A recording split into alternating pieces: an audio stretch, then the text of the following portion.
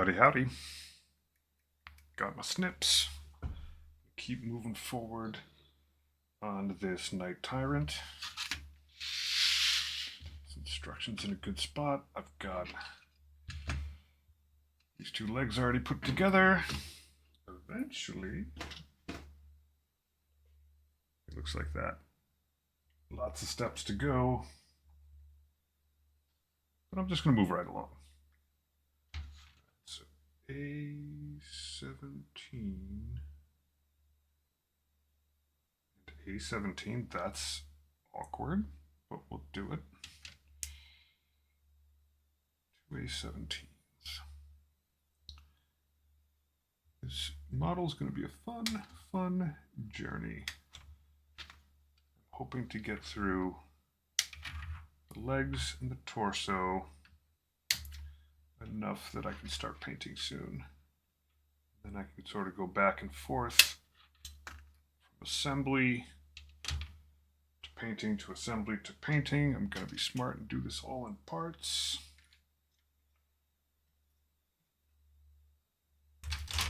Four big screws.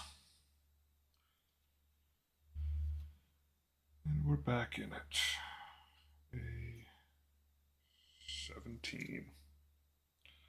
I've got a couple really cool paints I want to try out. I may actually grab them and do a little bit of a demonstration of it in a bit. But I want to give this a sort of otherworldly sheen. C23.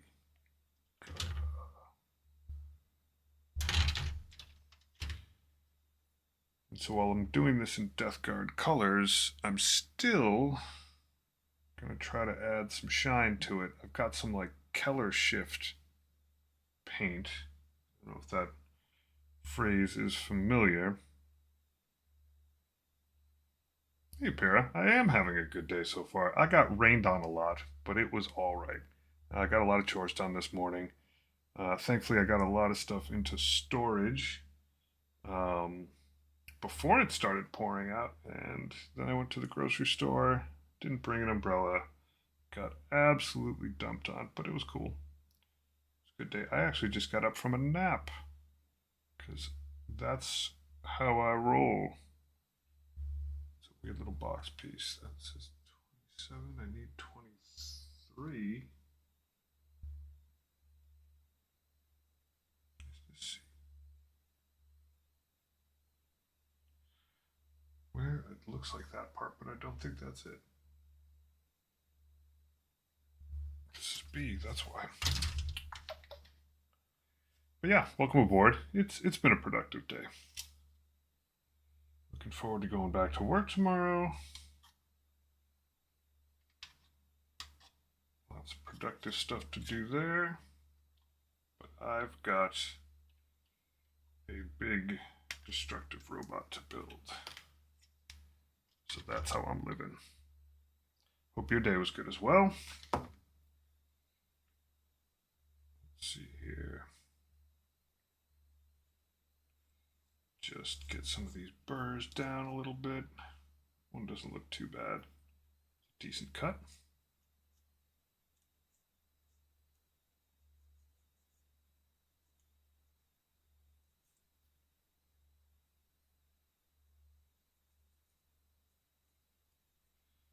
Looks all right. I'm really excited about this model. Thing's huge. Absolutely huge. It's a treat to work with big parts. This part, bigger than many of the models that I do. Easier on the eyes for the most part. Less crazy spiky things. That was actually the real struggle with those poxwalkers. They have so many spikes sticking out of them that while you're handling the models all over the place, your fingers hurt after a while. It's like if you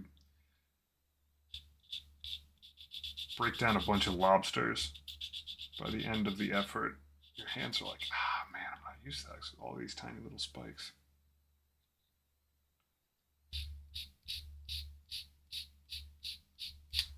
Yeah, that looks good.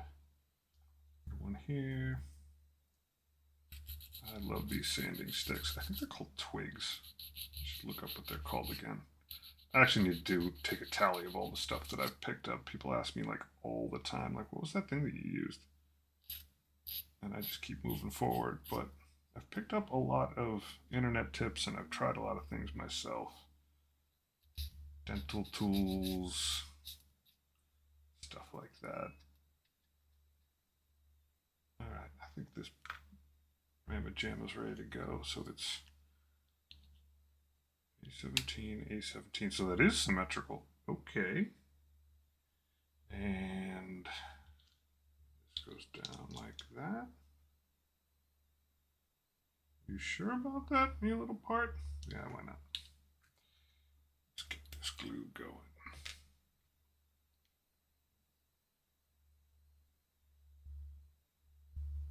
There we go. I always have a hesitant moment the first time I pop the glue because sometimes it doesn't come out and then you gotta do something a little dangerous. Use a lighter.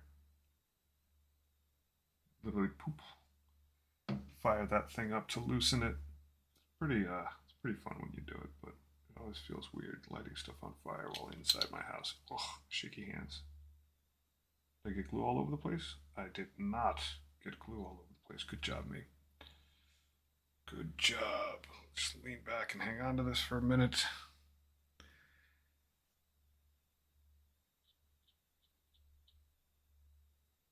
Fun, fun, fun. All right. That's on there pretty decently. I'll just let that sit for a second while I glue this piece up. I've started reading the book Fulgrim, which I think is the 4th or 5th Horus Heresy book. I like it a lot. It's good so far. I've gotten a lot of perspective on that faction from the preceding books. And now it's good to sort of get an inside view. Is it Emperor's Children? I think they're called. All about perfection. Basically, like the faction I would never be a part of. Could never get into. I'm not saying that I wouldn't like to, but I'm so imperfect, pleasantly imperfect in so many ways that it wouldn't be a good fit for me. This is the biggest one I've built so far. This Plague Burst Crawler is pretty big, but and he's pretty rad. I got it in my head that I wanted to paint him to look like steak, so I did. Lots of cool details on that model. This Night Tyrant will be staggeringly bigger. It's gonna be so cool having this thing tower over all my little dudes. All right, C29, C30.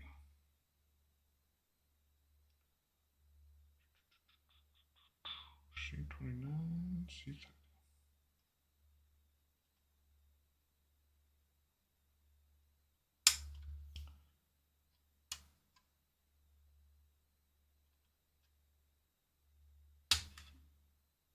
Yeah, it's absolutely a pleasure putting together bigger models.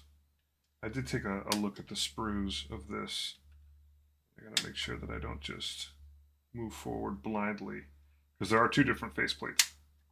If you get this model as the proper Imperial Loyalist version, they're actually like technically two builds.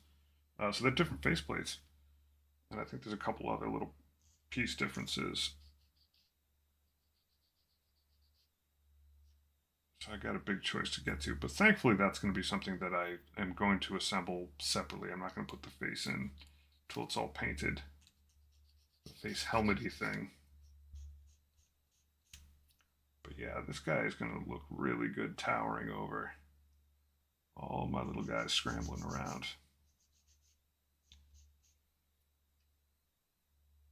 I did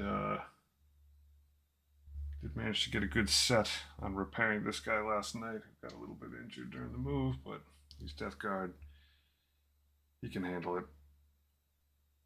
I have had to shoo my kitten out of this room a couple times today, stealing myself for that moment where I come in here and all my models are on the floor. But it hasn't happened yet. But if I was a kitten, that's probably what I would do.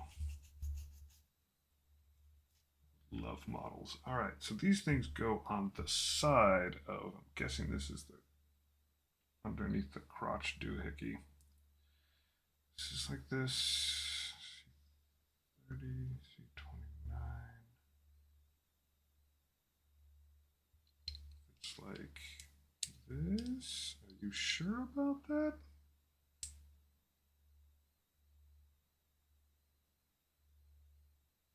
That doesn't make no sense. Doesn't feel like it fits at all. Weird. Snip it on? No? Oh, it does fit. I just had it turned the wrong way, I think, or at the wrong side. Good. It does have a notch in it. Okay, so it's a really good fit. Really good fit. All right, that makes a heck of a lot more sense now. And that one doesn't have a notch. SMRT Smart.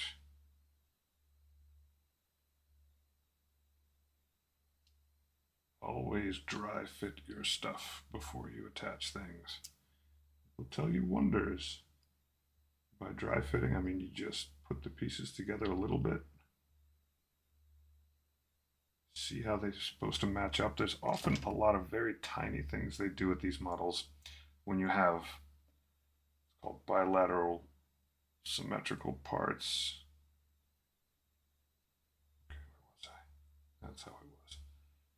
Like this, you can see there's a little notch in this corner. There's not a little notch in that guy's corner, or maybe there is. Maybe they are identical. Maybe I'm just seeing things, but quite often the whole lefty-righty thing is solved by the fact that they'll put a little notch in one side and another little, basically just like a lock and key on each side. You rarely have to force things. I have had to force things a little bit, but that was only on the Plague Marine Champions, which are supposed to naturally just push together. They don't. A lot of those push together models are a little squirrely. The Ultramarines were really nice. That was a very, very much a fire and forget sort of thing.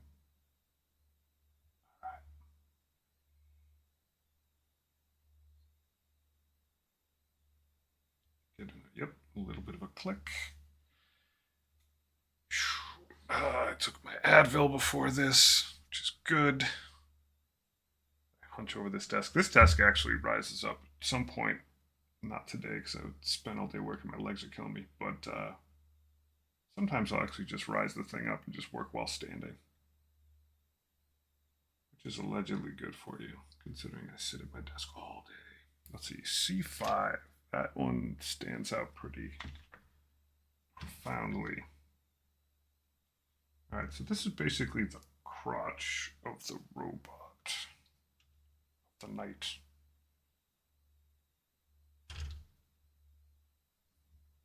I'm using C. All right, doesn't differ too much. I'm guessing this kit ends up with a decent amount of extra parts. Originally, well, last night it didn't matter because I was just working on 2 legs, and there are 2 legs. But this piece, I think this whole set of pieces right here, essentially have duplicates on sprue B and sprue C. If I'm reading this right, both of these are A. Yeah, so 2 A's, a B, and a C. Good to know. Paying a little attention helps.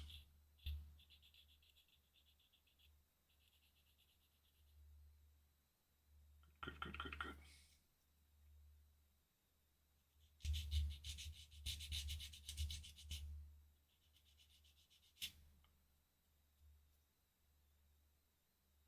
This one looks all right.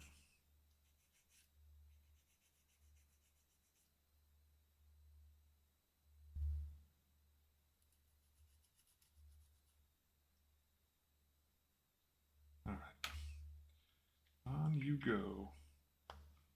Oh, and it's got a nice little click to it. I like that when they fit nice and snug. It's good times. It's very reassuring when they fit nice and snug. I think one of the squirreliest parts of putting together Space Marines is attaching their arms, because there's like a little funky little shape at the shoulder that gives no confidence that you're actually doing it right. I mean, that guy broke just by tumbling a little bit. But in terms of getting the shoulders like aimed the right way, especially because a lot of times they use both hands, to like, hold a rifle. Getting them in there the right way so they line up, not always pleasant. Not pleasant at all. All right, so if I'm reading this right, this should fit there. And this should fit there. And I would think the legs would be squared up somewhat once these guys are together. If I've done it right. If I haven't.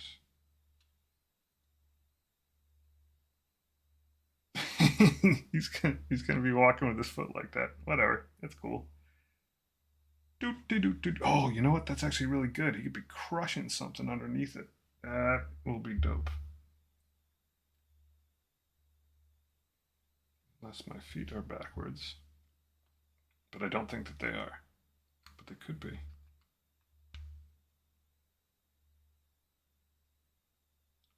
Do the feet like this.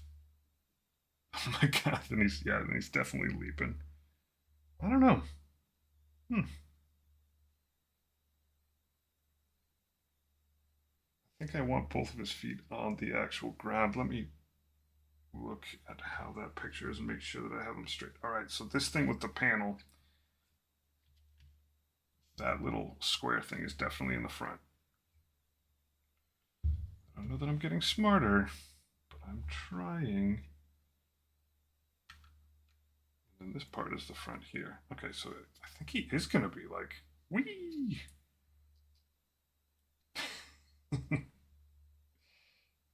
Yeah, that's rad. Okay, so panels forward. That's forward. All right, let's rock and roll. I think I did have a lot of opportunity to change this guy's stance based on the little notches when I put those together that I didn't proceedingly know about all that much, but it's cool. This guy's going to be great. As I said, I'm probably going to do some funky stuff with the base, and if he's got a leg up, so to speak, then he's going to have a lot of stuff crunching underfoot. Could be skulls, could be random body parts. It should be fun. This I got to hold together for a few seconds. It's a pretty critical structural part, but it's cool. Yeah, I think this guy is going to be strutting. In the picture, he's definitely, both of his feet are flat on the ground. I think he might actually be canted forward. Kind of weird. I may have to do some, like, I'm guessing this sort of ball joint thing is where the torso sits on, but it's got this peg in the middle, which I'm a little concerned about. If that forces him to sit flat on it, he might be leaning. He might be Naruto running. At the very least, with the magnets, I'll be able to have him do that. He does seem like he's going to be leaning forward quite a bit. What a pleasant surprise. But yeah, that looks cool. There's about enough space for 2 Space Marines underneath that foot as I sort of get my ideas. I do have one more Ultramarine lying around that I haven't put together. Definitely be getting crushed. Could pick up some other parts. It could be neat to have them stomping over some nids. I'm just going to hang on to this. Yeah, he's definitely, he's not going to be standing up straight. He is on the move. All of this so far, though, doesn't look too tormenting to paint. I'm pretty sure, though, So I've got a bunch of little like, I don't know, strut things, some tubes to hang in there, and some plates to put on. But this doesn't look too daunting to paint. There's not too many crazy crevices to get into. But I think right here is probably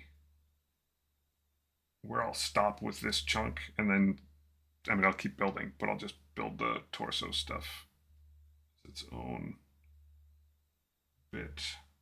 All right, that seems relatively tight. Tight enough to keep working. All right, I need a...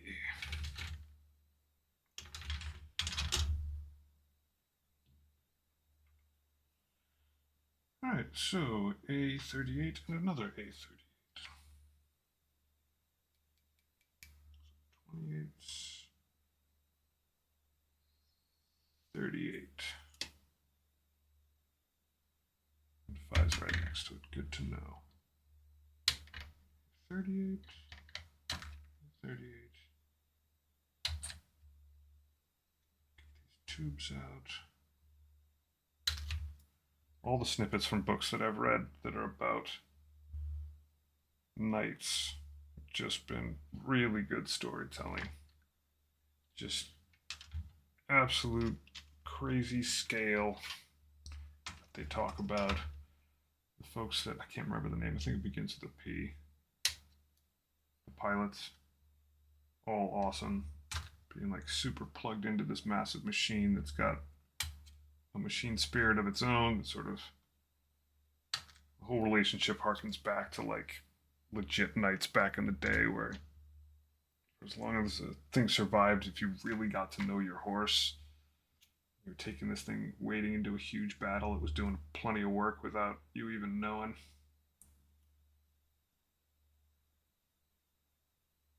And it's just sheer destructive princeps. I think princeps is the name for one of the pilots of a knight.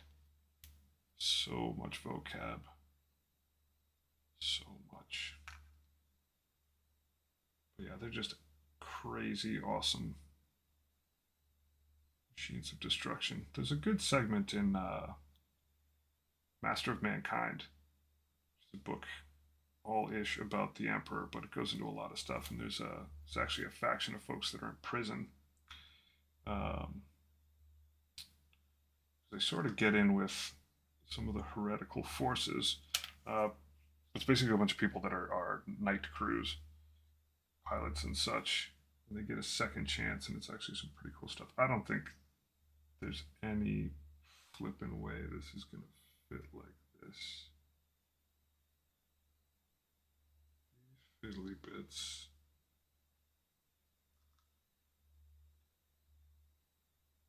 Go in. Do what? Do what? Oh, I'm facing the wrong way. I probably am facing the wrong way. That being the front.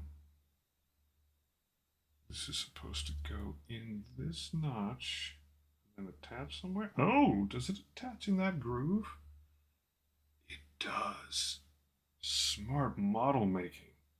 All right, so there's this entire groove right here that goes through. So no matter how you've rotated this, you should, in theory, be able to get this thing to fit. Can you imagine if this is your job, putting these model specs together? How thankless is that? All right, so that's how it should work. Impressive. This is a well-designed model so far. Come on, glue. Uh-oh. We're gonna have to torch you? We might. Shake this thing out a little bit.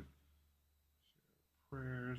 It doesn't appear to be coming out. All right, time to do danger stuff. Do not try this at home.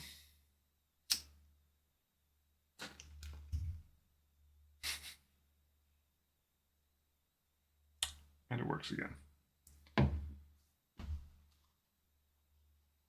Probably don't advise doing that sitting at your desk, but that's how I know how to fix that problem. So yeah, I get a little pyrotechnics show every once in a while here. All right. It is a little tough place for my spindly hands to get into, though. Yeah, that's good. That sits just like that. All right, I'll do that again. Nothing like fire to stir up an audience.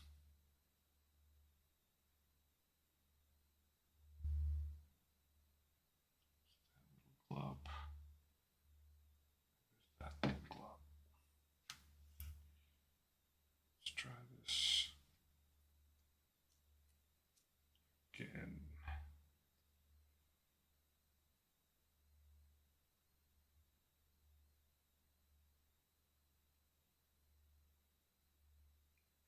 Really is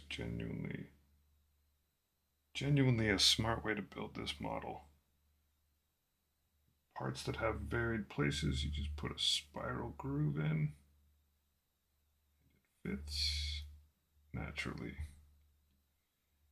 All right, now onto the tubes. These, however, seem like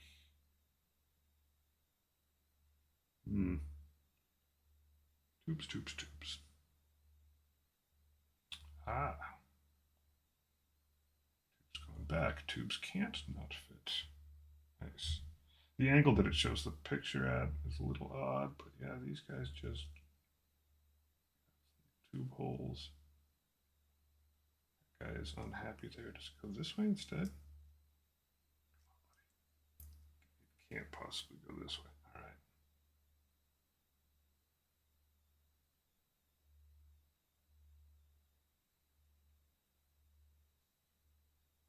Yeah, those are weird. All right. Part doesn't fit quite as smoothly as I'd like, but I'm down. Just go this.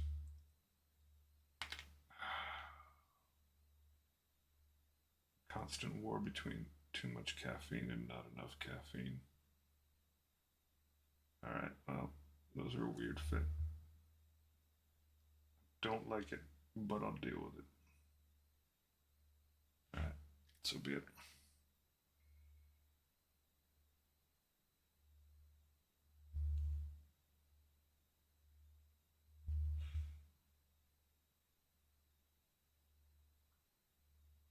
All right, let's go, buddy. I'm gonna have to hang on to this gently. Just meditate here for a bit. Yeah, it's very wiggly. There we go. There we go. You just set in there. So I read somewhere that this glue actually melts the plastic, and that's how it gets things to stick together, which I think is just rad.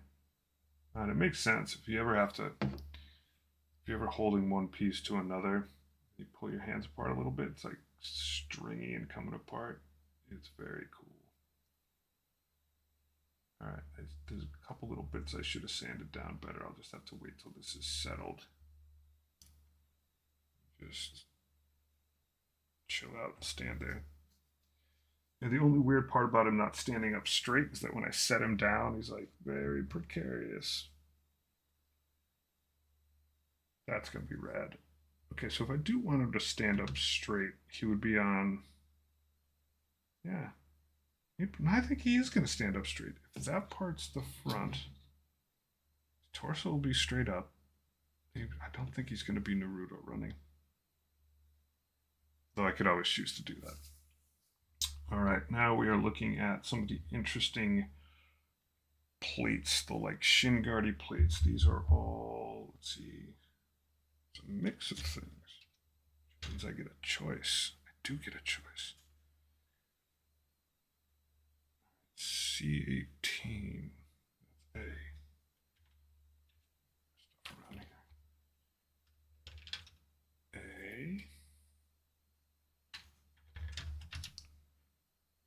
C18.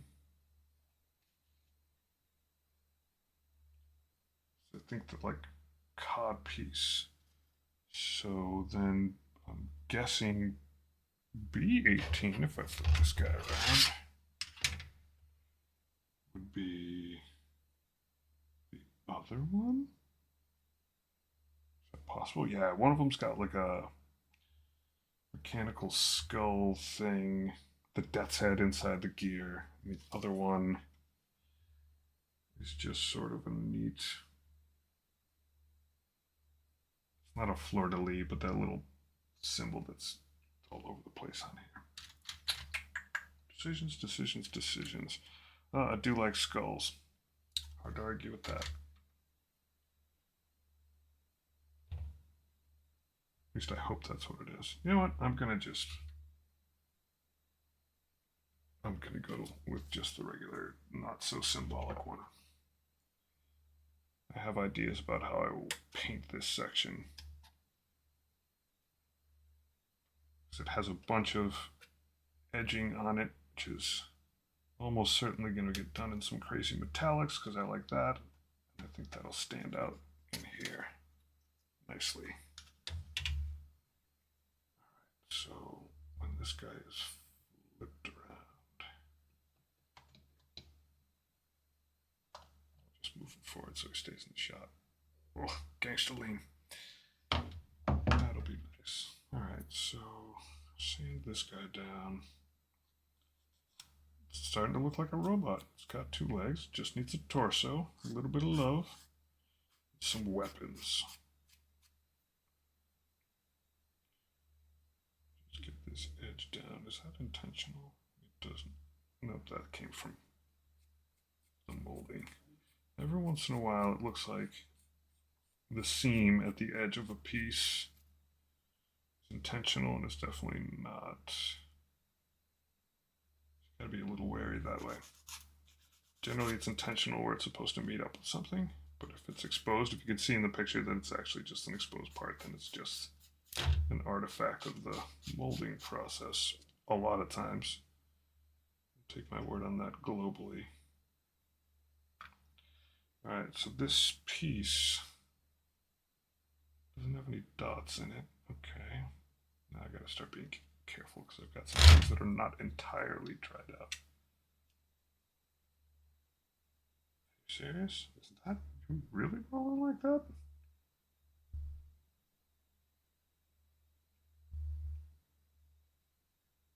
Oh, it does have a solid fit to it. Okay.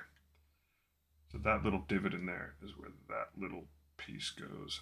That little thing sort of snaps underneath. Cram myself into this space, even though I gave myself plenty of space to work. So I really only need to glue that and that, I think. Everything else is just going to hang off. It should feel like a very, yeah, natural fit. A natural fit. There we go. There's a good gap in there too. I am liking this model. If all knights are this much of a pleasure to build so far, there's definitely a good reason to get more of them.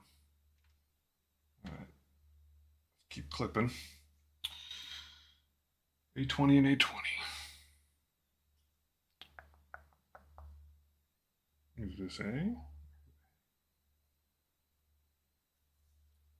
Let's see. Yeah, knucklehead. Both those are C. These are my A's.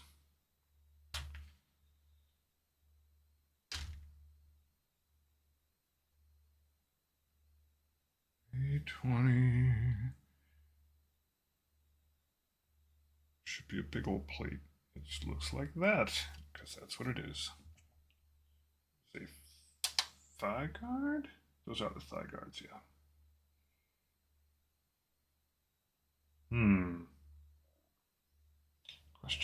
Question. Is this a spot? When I dry fit it, I'm gonna check it out. But this might be a spot where I don't actually build this thing immediately. Might be.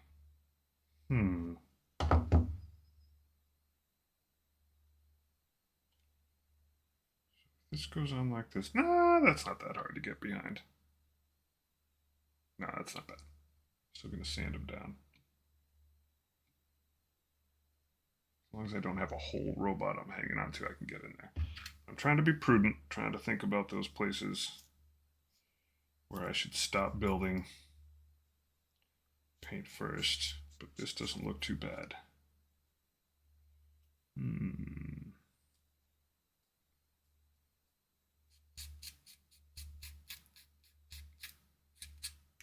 Time for a sip of tea.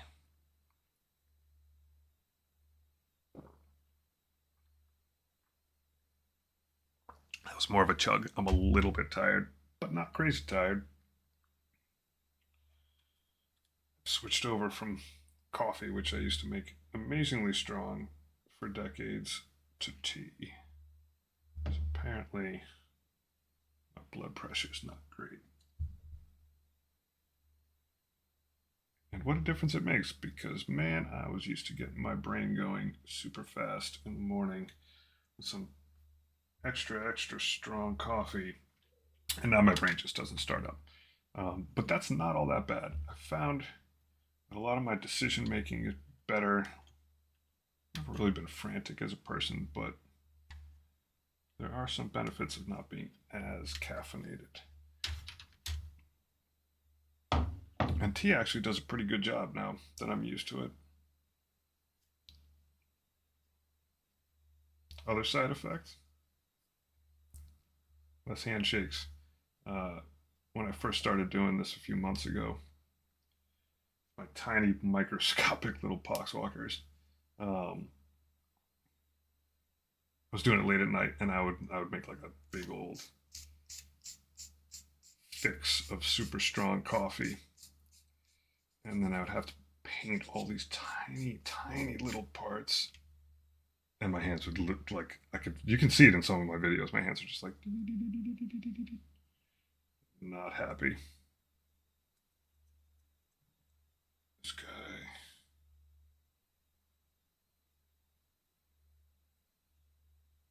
That is a crazy good fitting part. All right. Oh my God. Decks of 7. Picked a great hobby for it. All right, that's on there. I'm gonna let that sit. Pull one of these guys out just for laughs. Tony's a fun guy. All you guys are fun. All of you are fun. I love you all. Yeah. For context, as far as shaky hands and tiny parts, oh, look at that. That's the entire model. That little guy. So good. It's got a little maggot on him. 27 poxwalkers. All in a row. I have to get the paint roller out for this model. Okay, so all those pieces are on. I get to turn a page. If I had to guess, this will be a key turning point in the plot. It is. This is where we get into torso business. So this thing can go sit back here for now. You can already see how it's going to tower over those tiny little walls. That is dope.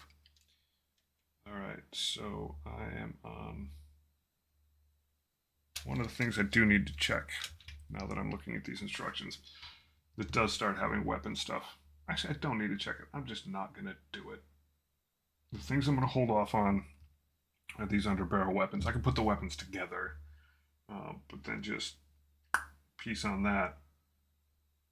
And then it talks about, this is putting a head together. Looks like the head. It's going to plate on it. Oh, I can swivel it. This model is crazy. Ooh, do I even put the bottom plate on it? I think on the standard camera shot they do of the Tyrant, they don't put the faceplate on because that's got an awfully dope looking Death Guardy look to it.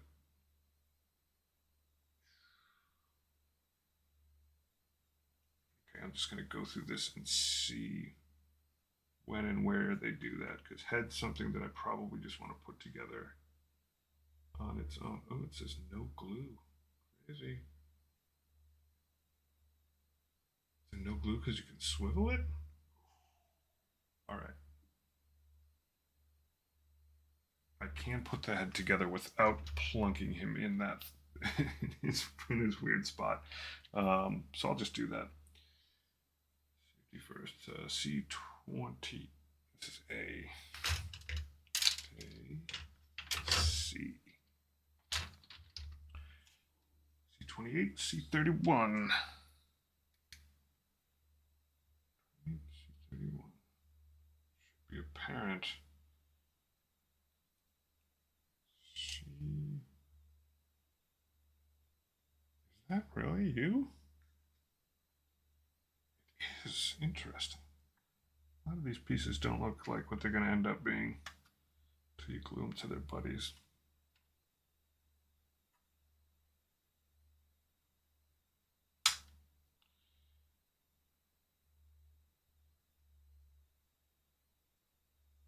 No, I need C11. That's the front of that guy.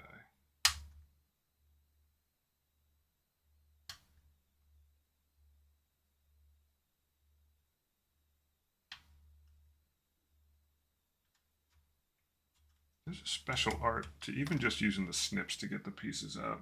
You sort of learn by doing, like using the flat edge.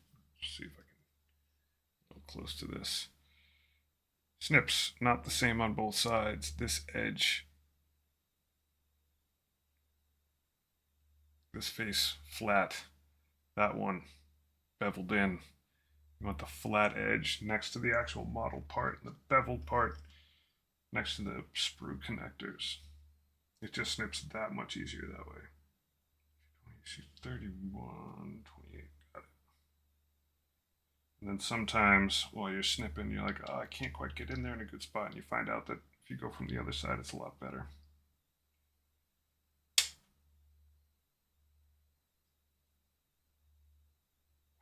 Warlord Titan when, oh, Lizard Wizard. 40,000 subs, I'll absolutely do one. There's your answer. No, I'm not farming for subs. Titan would be fun. When, I don't know. But that would be a fun project. I think whenever I get a slightly bigger space, the problem with the Titan, obviously it's expensive to buy. It's a great suggestion, because I don't have a place to put it when it's done. Not a good safe, well, safe I guess, but like I don't have a place I could show it off. That's the actual problem. I'd be like put it together and then put it in my garage. That doesn't sound like fun. But I don't know. There's a chance me and the fam will move sometime in the next couple of years. I don't know. I'll ponder it. They look awesome. I've never seen one like in person, but I've seen videos of them in there. I saw a tournament. It was on yeah, it was on Play on Tabletop. They hosted their own tournament and they actually had a bunch of tables around. And then they had a Warlord Titan that was like shooting at all the different tables that were playing separate games. I thought that was really rad. That would be get the roller out. Get the big brushes, the big kid brushes. Okay, so I should fold this over so I can see what I'm doing again. But yeah, excellent suggestion. Put the bug in my ear. I'll be thinking about a legit Titan for quite some time. All right. Oh, and I need C13, which is a weird nubbin post. If I can get my 3D printer to work, I also might do some big stuff. But I have a resin printer. I got on like a really good sale on Amazon. But I haven't had the time to like properly calibrate it. All the test runs I've done have been garbage. But like I would love to just be able to like print out tiny bits of weapons and parts and stuff for this whole project. Can't yet. Okay, so seed. mumble to myself. Ah, okay. Neat. So this thing is hinged. And I think the thing that's actually going to hold it, this is genius. Model designer, you're a genius. So this doesn't get glued, or these two pieces don't get glued together, so this can move freely. But of course, they could just pop out if you left them like that. But if you get this little hinge thing in there like that, it says no glue, no glue. But the faceplate is going to hold it together. That's brilliant. You guys are so smart. This model. Marine Champions, not so much. I struggle with my Plague Marine Champions. So much. You have to like routinely just cut the pegs down that are inside. They're supposed to be just like pop together and fit. Yeah, that hinge still works. Get some of this excess glue off. So yeah, down the head of this. Should I be doing this? I should probably do this. This is easier for me to do. There you go. This little post in the top. Does it move? Yeah, it still moves. This little post in the top moves around so you can actually cant the head. It's going to sit in a cradle when I get to that. Again, it's like, hey, no glue. That is smart. I don't know that I'm going to do that part, though. C17. C17, C17, C17. C17. So the head will fit in there. I absolutely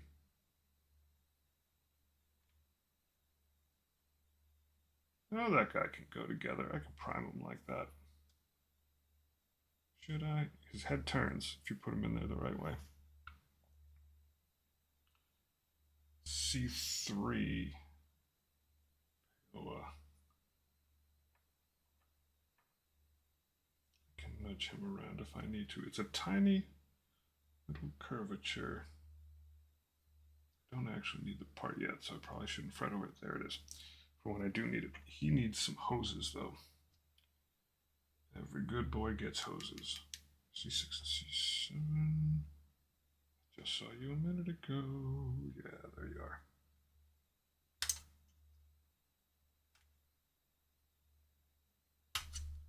But yeah, things will go crazy if I can actually get a resin printer working. I just haven't had the time. You printed most of your Tau out of resin. That sounds awesome. Yeah, I have a Saturn 2, but I tried to print the model that shows up on the thumb drive several times. I just don't think, I either don't have the base plate leveled right or the table that I'm on isn't level. But that sounds crazy awesome. Tau must be so much fun. Print it out on your own. I really get a lot of like, I don't know, I can understand why people don't like them. I think they're rad.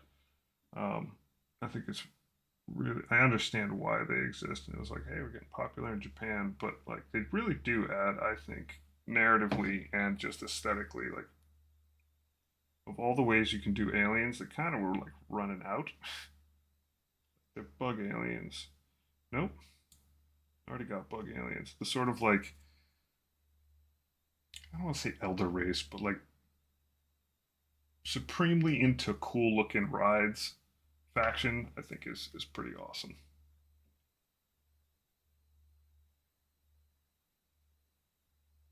I have no idea. I mean, I know that they play like shooty, and I've seen videos of people playing them.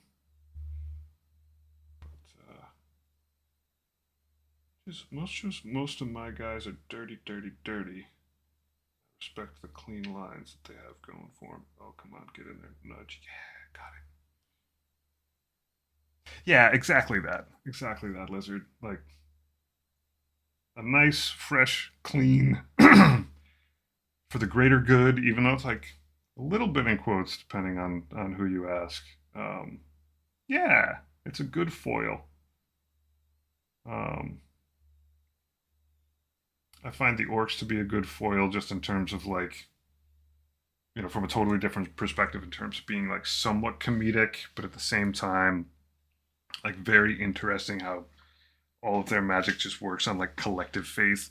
And given how much that's a very talked about subject in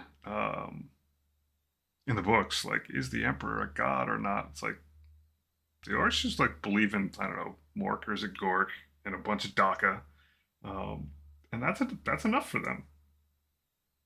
But that like sort of collective faith allows them to like go around on an asteroid as a spaceship. It's pretty cool.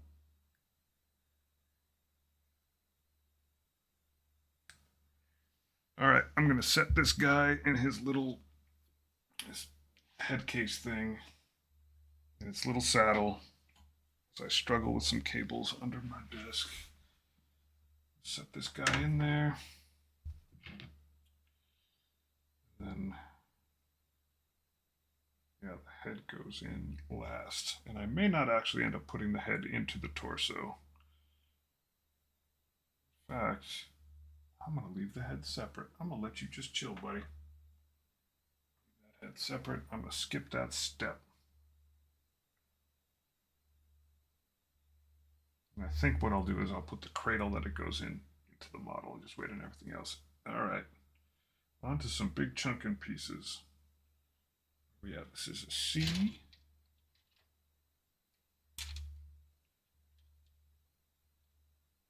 A. Good, we got an A.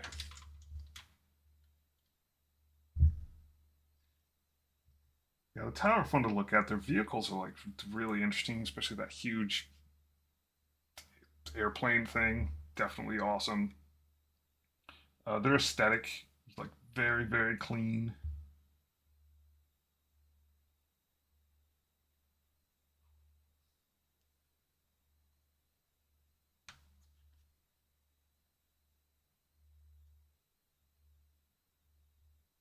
I'm double checking my eyes. Yep, okay, that part stays. Every once in a while, where the sprue is attached, I have every once in a while like cut a little too much off the model. Sometimes I have a nubbin that sticks out.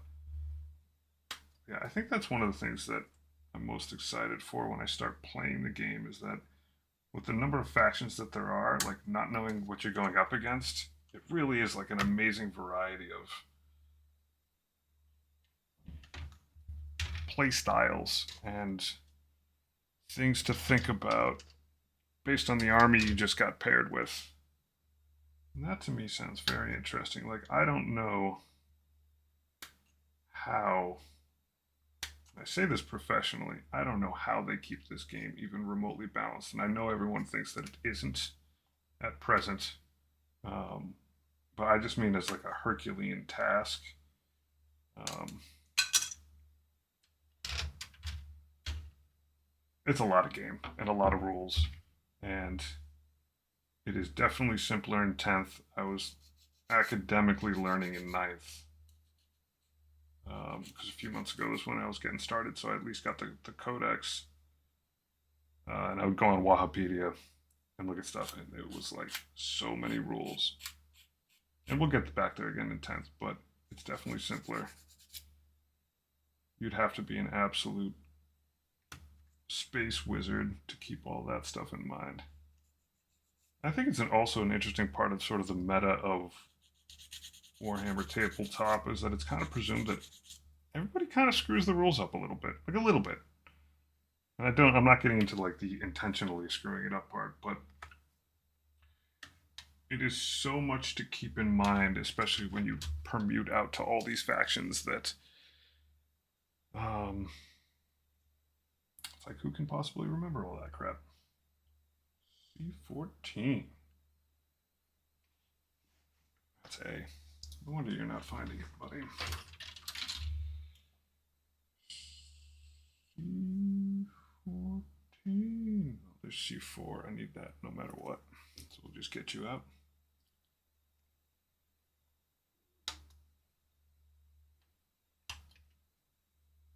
Good job, model.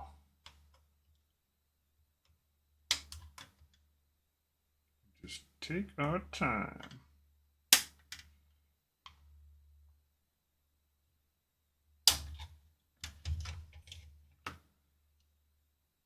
12. You look like a 14. You are a 14.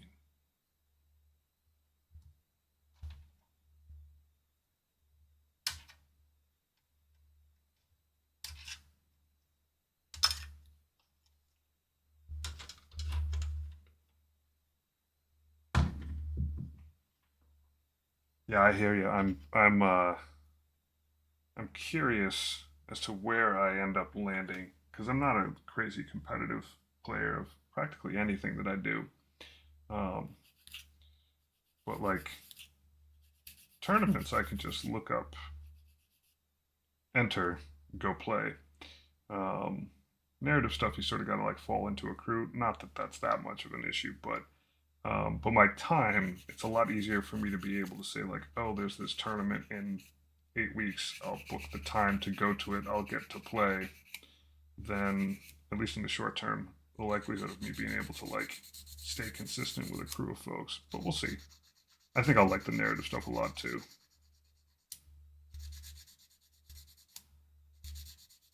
But you never know. I could get competitive eventually.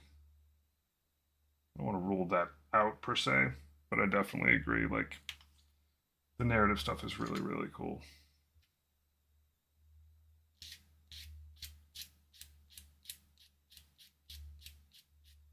I think that's probably part of the reason, part of the itch I'm scratching by posting crazy battle simulator videos is that like if you cook a little narrative into them, some of mine are just like literally just AI tests. But when you cook a little bit of narrative in there and you see it play out, it is super, super interesting. All right, this guy goes. Oh, this is one of my least favorite moments. These notches I don't like. It's a super tiny notch thing either fits in or it doesn't. In most cases, it don't.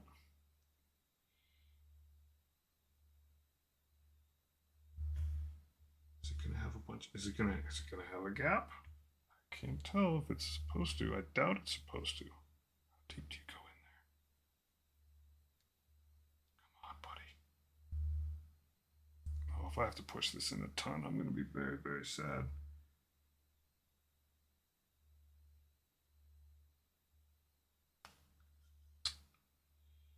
Okay. But I can tell if I go a couple steps ahead. Do this. I do this. How much space do I need?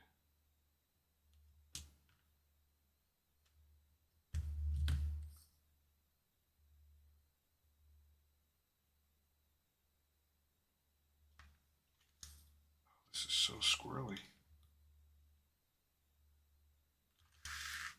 This is one of those cases like the two arms on the gun where you've got to essentially do two steps at the same time to see if it even makes sense. I realize I'm barely on camera, but I'm also just kind of bugging out trying to get this thing to go.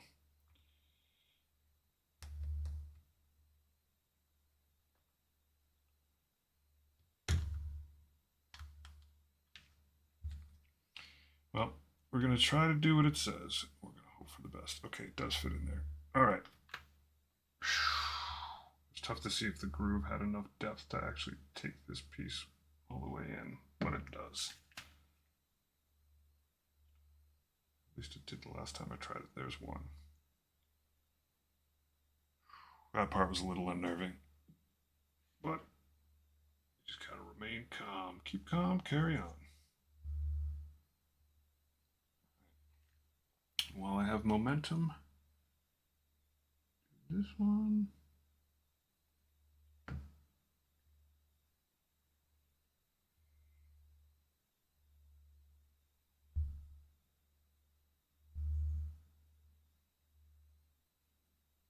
Oh, that is so precarious. This piece is so thin. It's like a bow. I almost feel like I want to rush to get it into this next spot so it can actually, as it dries, yeah, I'm going to do that. As it dries, it will have enough support to dry straight because I dread if I let it dry, it's just hang. Yeah, it's already doing it. It's already bending. whole thing in there. This will give it the support that it needs to dry correctly. There we go. Yes.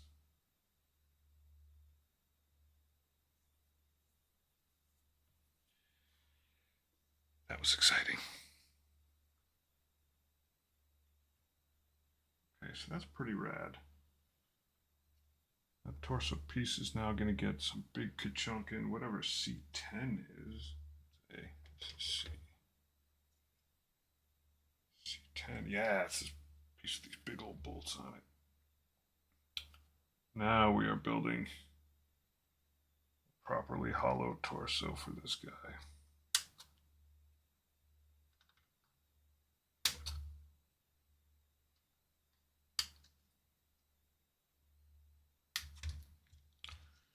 Good times. How wobbly are you? You are mad wobbly. You are mad wobbly.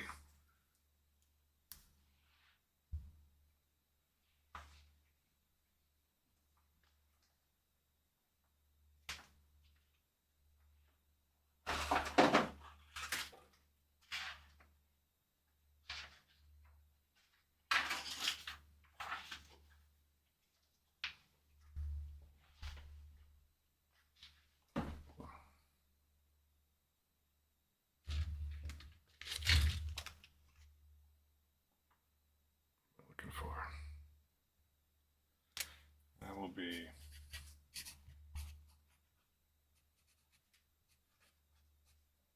I'm gonna let this guy dry for a couple minutes and step out real quick. I'll be right back.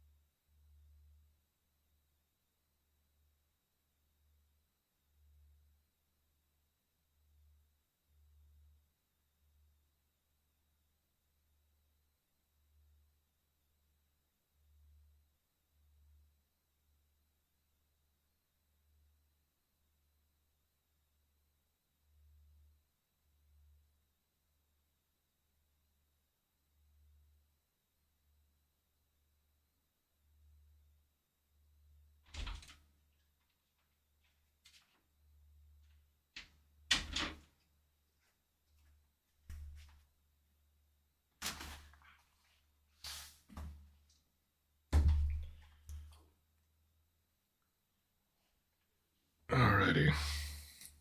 And we've returned. Everything's topped off. Bottomed out. There we go. Alright, where were we? Okay, so it gets these two big buttress things. Both A31s. Snip away. And that inside part comes out. Which is neat because it gives me a little bit of a bonus piece of sprue. I actually test paints. All this extra sprue stuff out here. I use those to test paint colors on. So when I'm done, I never throw out my sprues. I keep them, and then the next time I go outside to prime something, I will prime entire emptied out sprue sheet. Then I have that thing to color test with. I find that to be very helpful. Especially when I'm thinking about doing something a little on the wacky side. I've got, let's see here, I've got a paint that I'm going to use, a varnish, that I'm pretty certain I'm going to use on that guy. I'll just set that over there. That does some crazy color shift effects. I think it'll look interesting and otherworldly and warpish if I do that. And I'll probably do it on some of the bigger, I'm not going to cover the whole thing. I'm not going to turn it into sparkly typhus, but it's a really, really cool thing that a friend of mine turned me on to. He doesn't do Warhammer as much, but he does a bunch of big, I don't know if he does Gundam. He does a bunch of big models. And he airbrushes the stuff, which I'm not getting an airbrush anytime soon. I shouldn't say that. I say things that I'm not going to get and then I go get them. But I don't really have the space for it. I can get a hood and put it here. And thankfully, there's a window right there. I can just have it blow out. But I haven't learned enough about using a brush where I feel like an airbrush is a great idea. But I'm hoping, even though the varnish will potentially break down acrylic paint, if I'm super careful with it, if I treat it like a wash where I'm just dabbing it in, I might be able to get away with it. Might be able to get away with it. And then basically the angle at which light hits it is very different. It's got a sheen to it. You know what? I think it's experiment time. I'm going to go grab some. I feel like doing it. It's right behind me.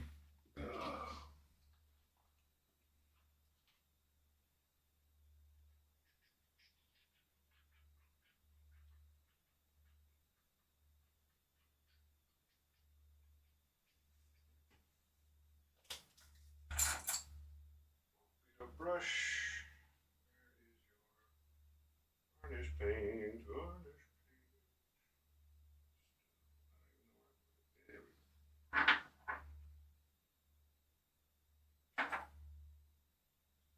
Copper. Did you lose it already? You can't have lost it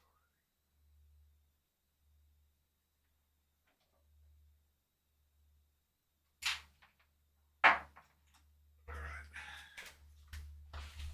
Here we go. So I got some of that stuff. It should be fun. Give it a good shake. Hopefully the lighting in here will catch it. I cut up tons of pieces of artist board, basically foam in the middle. Then it's this matte finish white stuff on the outside. Infinitely useful. Get a big box of it. I've used it to sort of create a light box. I haven't put this back together yet, but you can use it to reflect light and stuff like that. There we go. I'm just going to sloppily throw some of this on here.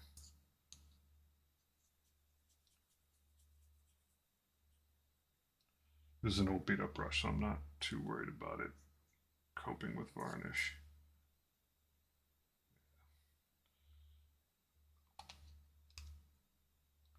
That stuff smells. And I don't know how easy this is to see, but and it does need some time to dry, but based on the angle you hit it at, maybe this would be better. This is terrible TV. Based on the angle the light hits it, it does a crazy swimmy, sheeny thing to it.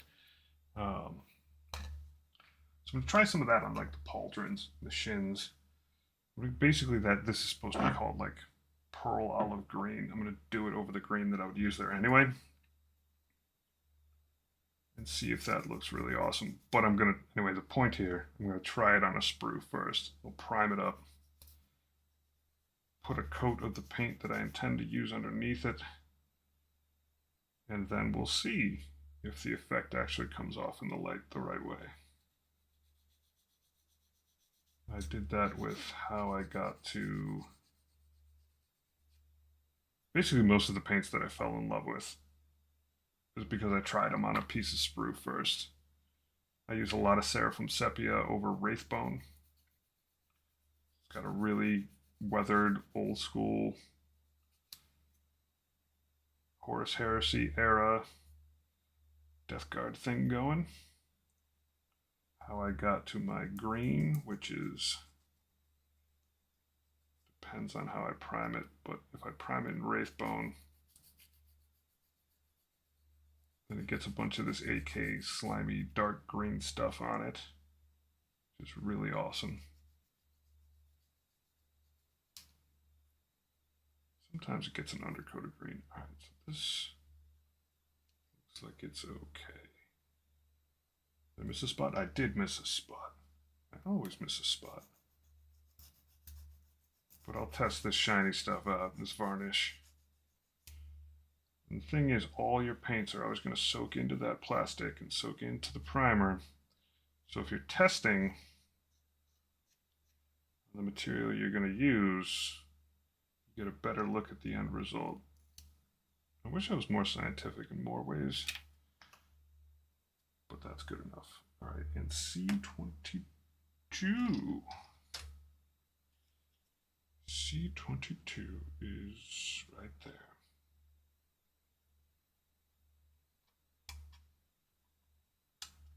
Clipping, clipping, clipping. There we go.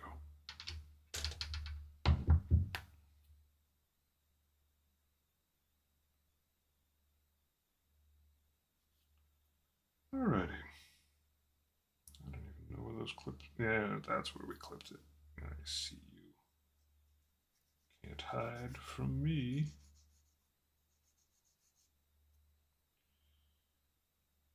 Well, this is starting to come together. This is going to have a bunch of extra parts, which will be interesting.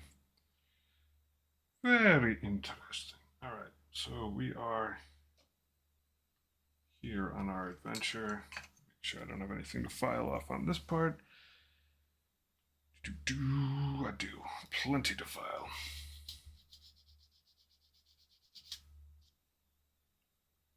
Plenty, plenty, plenty.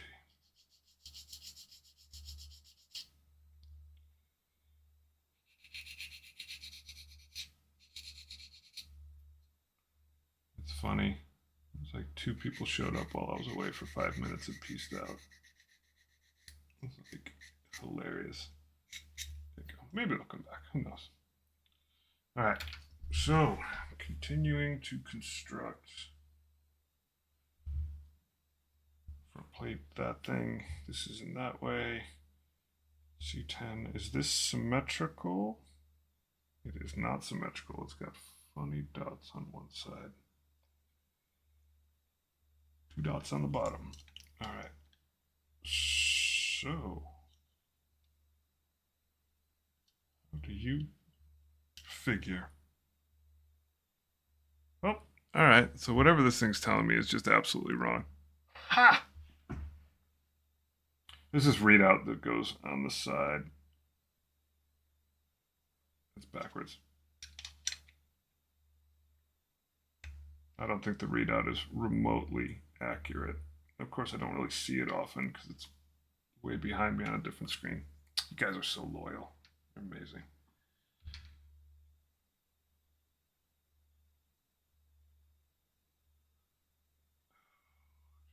Joining me on the grand jury. Grand jury. Sleep. Let's go. Boom. Boom. All right. Hit this side a little bit too. There's a lot of surface space on this.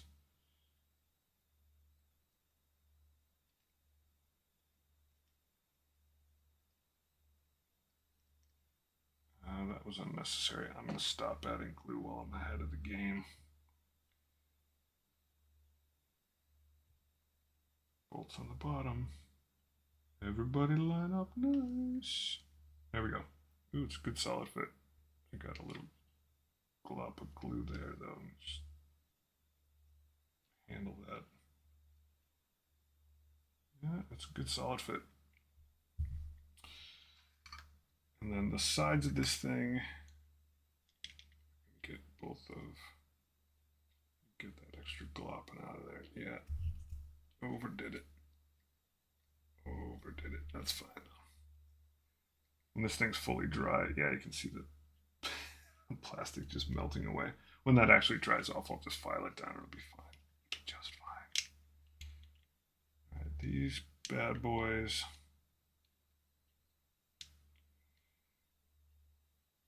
On the sides. Looks like an exciting fit. Exciting is the word for it doesn't want to fit. But it's gotta fit. Try it this way. There might be a front back thing I'm not paying attention to.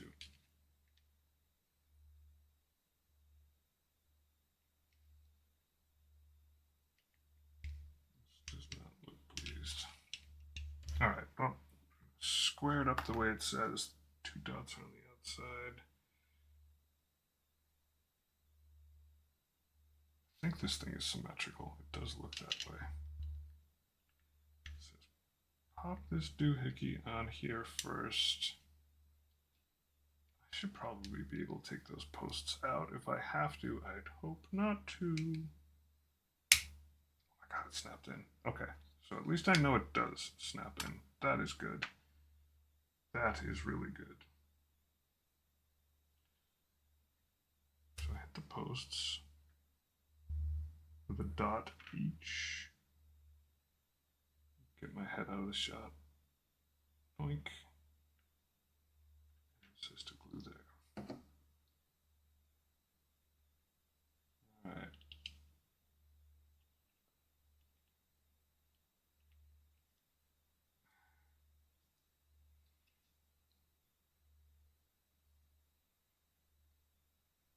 Everything worked well before I put the glue on it. Now the glue's on it. It doesn't want to pop into place. Oh, there we go.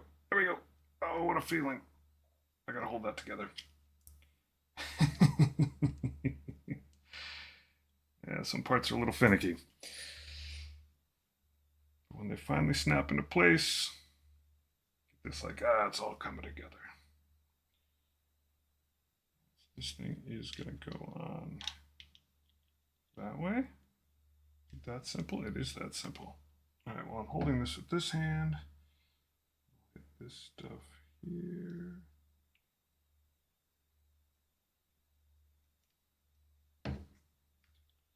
Pop this guy on there.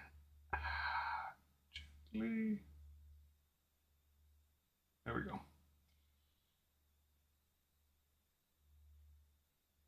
I need more arms. Desperately need more arms. All right, that feels like it's on there pretty good.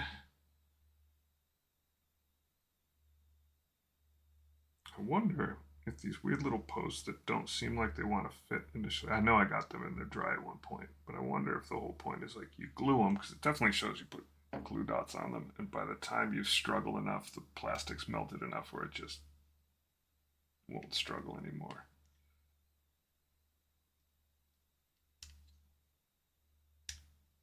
There we go. Nope. It actually fits perfectly. I'm just horribly impatient and shaky while I do this. That's me. That's good. That's looking very torso-like.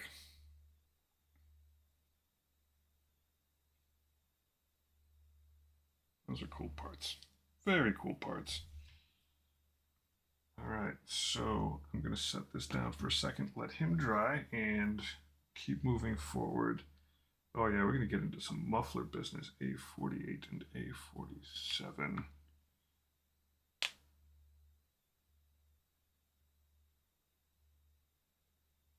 I am very excited for that game. I never played the first one. I played, what's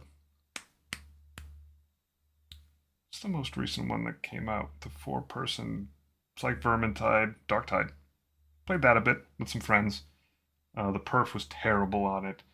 Um, but going out there as Sergeant Captain, don't remember the guy's name, sounds like a heck of a lot of fun. I think it's got co-op in it. And it seems very visceral and adventure-y. I'm definitely going to pick it up. It'll probably be the first game that I play with this stupid little box with me in the corner in it. But I'm excited for it. It looks really neat. It looks very visceral.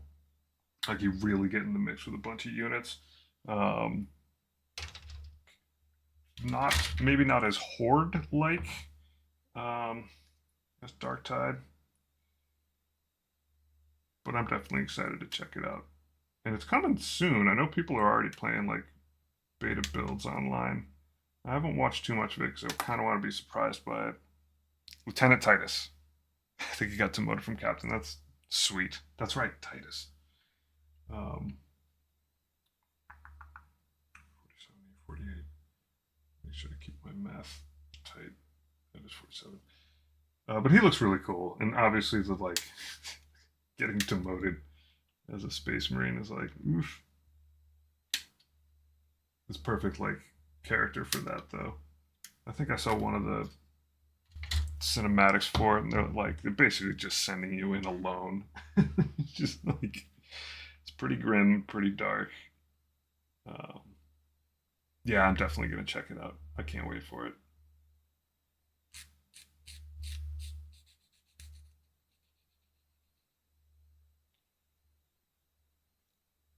Yeah, I think they know that they have something good on their hands. They're gonna hang on to it, polish it up. I can definitely sympathize with that. I have been blessed for the most part in my career working at studios that understand that like yes, you got to keep close to a date, but and I think Cyberpunk really proved this out for a lot of people. It's like you do want to hit that date and you do want to you have to go make money, but you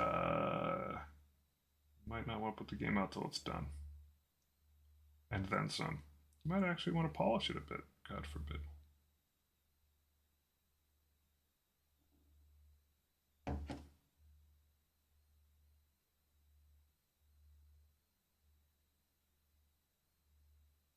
Yeah, I should play Bolt Gun. There was another game came out a few years ago that I picked up. I think it's single player. I want to finish it before the second one comes out. Yeah, I should go back and just play the first one. There was another game though that I was playing. I can't remember what it was called, but it's all just mission based stuff, and it's you with two AI. Like you show up with like an apothecary, and I think all three of you are like Terminators, and you just go into these wrecked ships and chop a bunch of stuff up. Yeah, I should definitely play Bolt Gun. E15 and E15.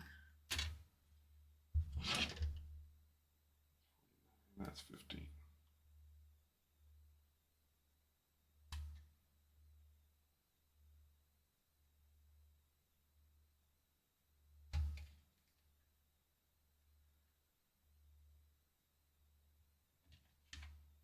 Strangely enough, my actual intro, my pure intro to Warhammer at all was Blood Bowl. At a studio I used to work at, it was a Blood Bowl league. And yeah, Space Hulk Deathwing, you are spot on. Good job, Lizard. You get a prize. I don't know what the prize is, but one of the things that I love about this community of people that are into 40K, I'm literally just like sitting here putting a model together, and rather than sitting in a room by myself all quiet, it's like having a good conversation, and then someone's going to remember the thing I can't remember. Awesome. That game was fun. I didn't play it for long. There was a lot of level design stuff that kind of I didn't like.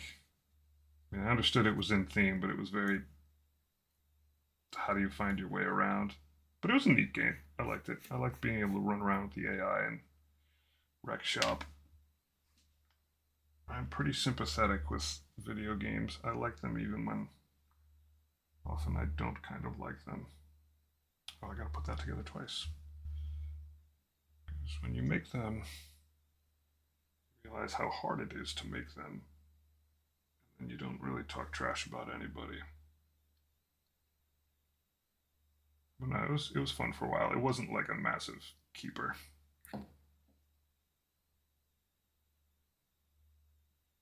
Yeah, I played just the digital version.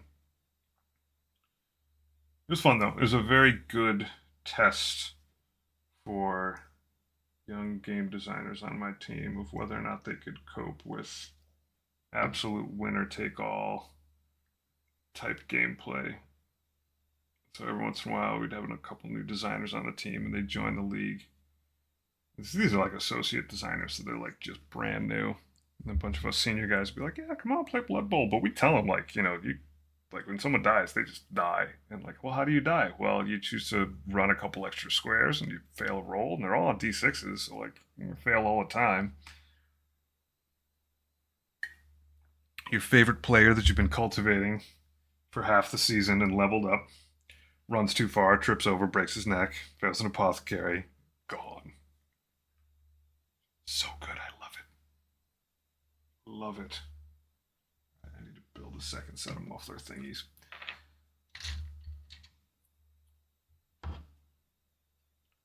Yeah, I've never played it tabletop. I probably should, on principle. Such a brutal game. Couched in being like comedic and football-ish. Um, and it's definitely my style, and that I tend to play things in almost every game that are kind of unlikely, um, but then make for very interesting moments. So the team I played most often was Kemry, and I played a passing game. They're only D6s, like you can't fail all the time. Used to pass to Tomb Guardians. And once one of those guys catches that ball, you're not getting it back. I mostly did it because it made for like really interesting plays for the person on the other end to just be like, "Oh my god, that happened." And that game swings so wildly with its rolls. Played Nurgle a lot too. That beast was too much fun. I think I also liked it just because it's got so much over the course of a season progression going on, where you can absolutely be hosed after like kind of like hosed for the season after one game sometimes. It generally takes a few of them, but it can happen to anyone at any time. I remember I was playing this other guy at one point, and I told him he was talking a bunch of trash about how awesome his rat ogres were, and I was like, I'm kill or rat ogre, a single big guy on the line. I was like, I'm gonna kill that rat ogre. So I killed him in the first half, and he apothed back up. He came back on the line in the second half. First play of the second half, I killed him again. I was like, say goodbye. The guy rage quit the league. It was awesome. I don't normally feel good when people rage quit something, but I knew the guy personally, so he basically just talked too much trash ahead of time. And he was like, "Yeah, I just don't feel like playing anymore." Oh, this thing has dope mufflers on it, What a sweet ride this is. So cool. And they fit snugly in there. That's nice. Good job, model. Good job. All right, more plates, more plates, more plates. A46, A46.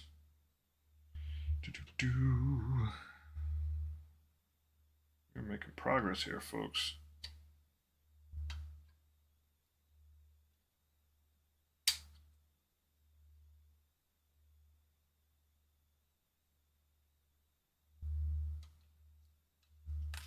I feel like I remember Games Workshop talking a bit about new models. I don't remember. Maybe I might be totally lying to you. I might just be tired and delirious. But I thought there was some word on new models for the game. Oh, I did a terrible job cutting that sprue. Off you go. Yeah, it would have taken 45 minutes to file that thing down. Do the same thing here. Oh, maybe it's not me. Maybe the sprue is wrong. Principal Skinner.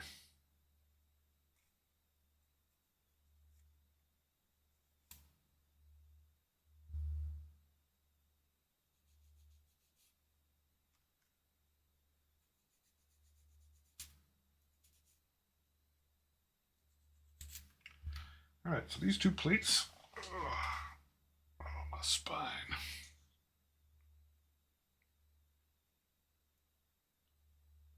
Wasn't hallucinating. Sweet.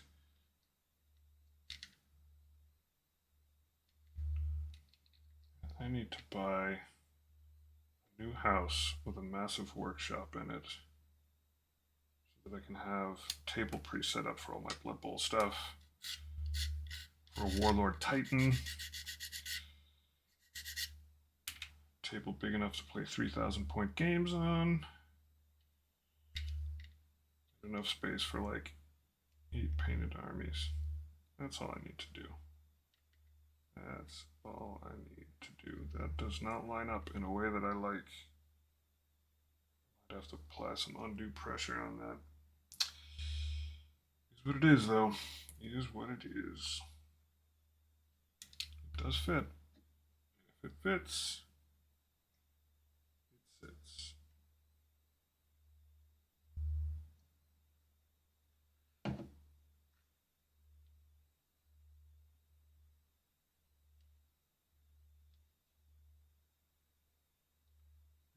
I'm going to have to apply some pressure there. Yeah, I should just pick up Bolt Gun. The problem is Baldur's Gate 3 came out. Starfield came out. It is very hard for me to not play those games. I played some Starfield today. I'm going to stick with Starfield for a while. I have to commit to it. I know a lot of people complained about it, but I'm having a really good time. I'm just running around playing some guy who says mean things to people and then tries to build bases on planets and make them work, which I don't understand at all, but it's a hoot.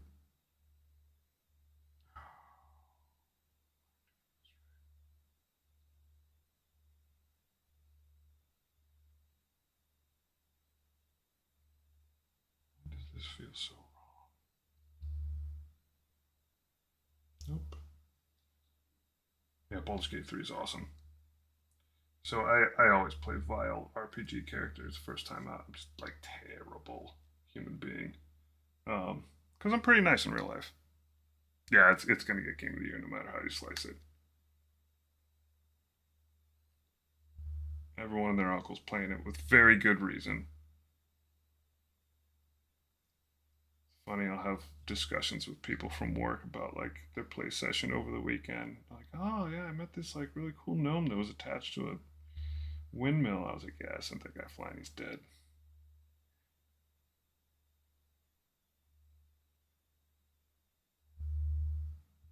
Yeah, Starfield is definitely different. It has a lot of the similar like principles and sort of core mechanics going on, but it is it is a different experience in a lot of ways. People are like, I think falsely comparing it a bit to No Man's Sky. I actually describe it as like, imagine if it was No Man's Sky, but with like a game attached to it. There you go. You can see a little bit more of that shininess on that paint now, now that it's dried out, that varnish. So that color is going to go over some olive green. There's a lot of management you can do across planets. Obviously, you're exploring space and finding different animals and minerals and stuff like that on planets to use. But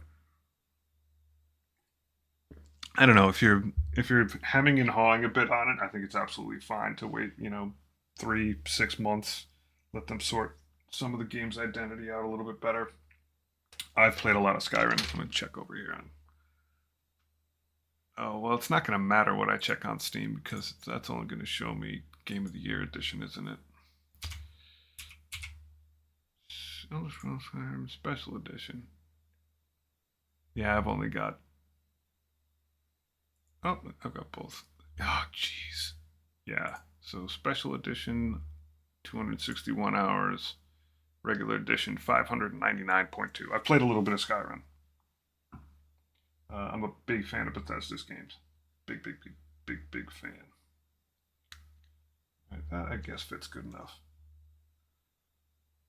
I do like me some RPG. C17? C17?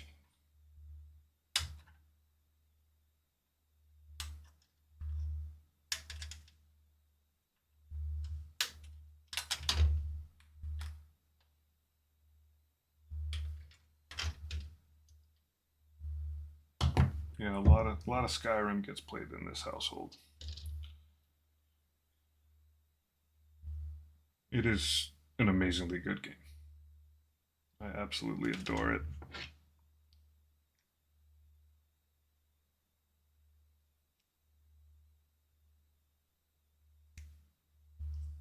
Okay, I think I've clicked this guy up enough. Those aren't. Are they sprue bits? They are. Alright, you guys need to come back. I thought you were notches. You're actually sprue bits. There you go.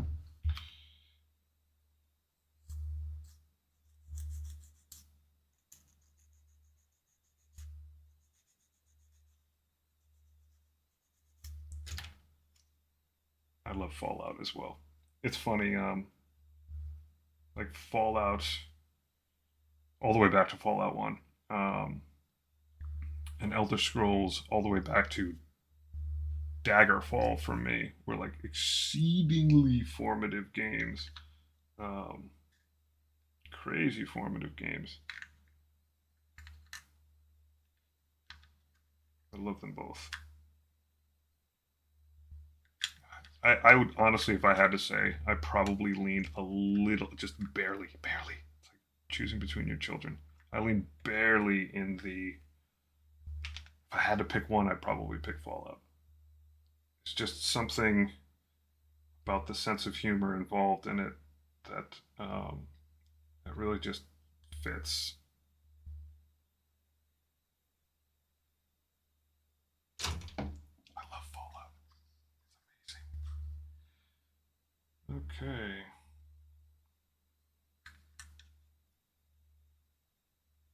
I'm actually going to glue this guy a little bit more.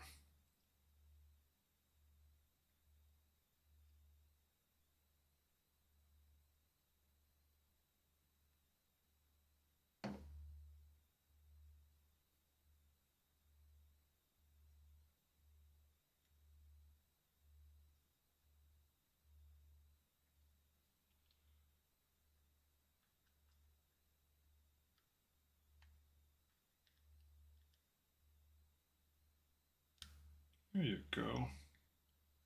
But it's just going to fit nice. Yeah, man, I love Fallout. Like makes me laugh out loud. I've made Christmas cards out of weird screenshots from Fallout. I think it was Fallout 3 that you're in Washington. I I had like I had a ghoul flesh mask, a death claw hand on, Abe Lincoln's like top hat, and some guy's like red smoking jacket on, and I just like took a screenshot of me like I always take cannibalism as a trait. It's hilarious. You get so many weird plot things out of it. I took a screenshot of me um, chewing on a corpse and just like made a Christmas card. It just said seasons eatings on it. So funny. I didn't like give it to my mom. I like friends at work, but still, you get the point. All right, this box is put together. So the thing is here, what I didn't do is the order in the instructions is like, hey, put the head in, and then there's a little piece that locks the head in. I'm not going to do that. I'm going to leave that aside. This torso, oh snap, looks like a body, looks like a robot. It spins, which means I can pose it however I want. That's pretty cool. It's coming together. All right. What time is it? I don't have to sleep yet. Keep on strutting. When does it actually get to? Okay, the legs are at the end. Sweet. Even it tells you to keep the thing separate. All right. A43, 33, and a gun.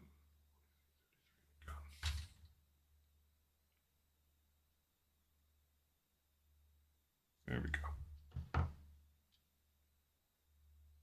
Yeah, I love me some Fallout.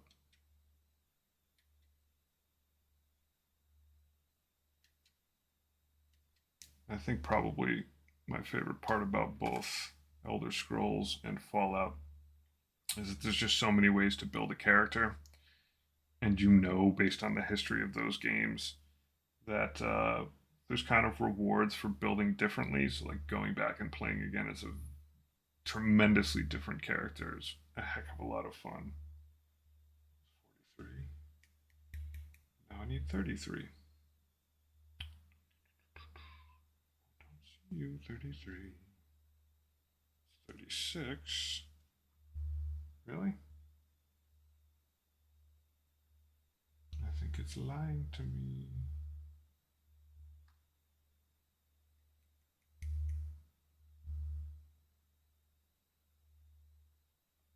I think it's possible for this sprue to actually lie to me. Is it? It is. It's totally possible. I think you mean 43 and 36, friend. We'll find out.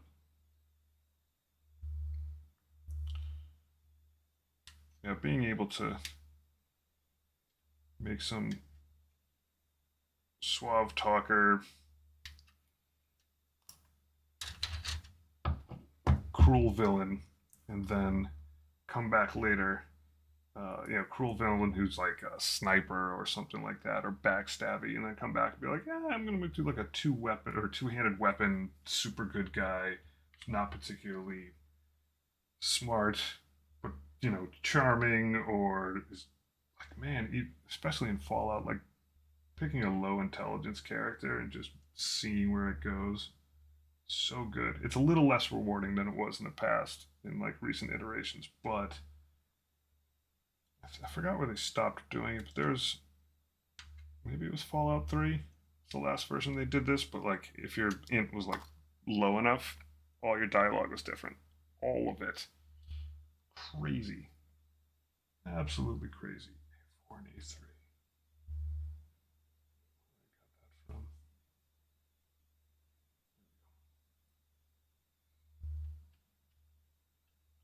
Basically just had caveman speech if like your int was like 3 or lower. And you play the whole game that way. You miss out on a lot of stuff, but it was its own experience. So I know what to sand off here.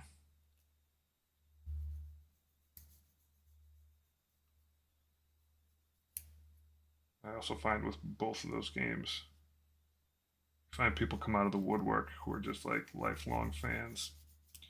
The HR director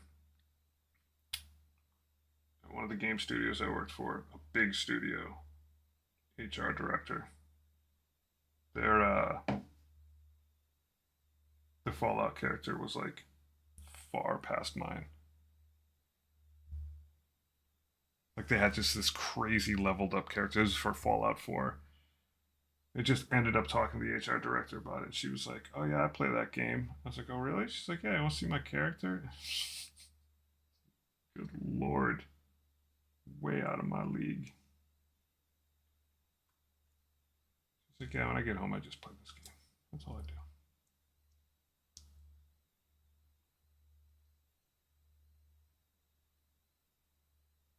No glue on that part. So is that gonna just snap in there like that? You serious? I think that's what they mean.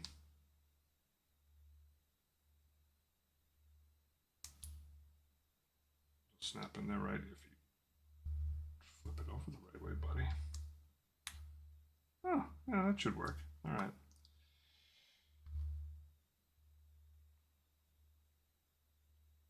Yeah, I loved Fallout 4. I've actually played it with a bunch of mods. I have a build lying around somewhere where I've got a town with like 120 people living in it with all these mods where they do all this AI stuff. It's really cool. The mod breaks down a little bit, but yeah, Fallout's really good. And it's got power armor in it. Can't go wrong there. Everybody likes power armor. Alright, so with this in tow, this thing snaps on like that, and because I didn't glue the hinge, that gun can go wherever it needs to go. That's great. 22. Around it without glue. 826. Then glues it. Oh, so that's how you make it swivel? Are you nuts? I doubt it. 22, 826. Sure.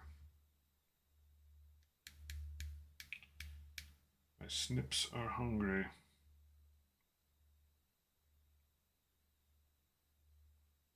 What does that part even look like? Oh, yeah, it's right here on the bottom.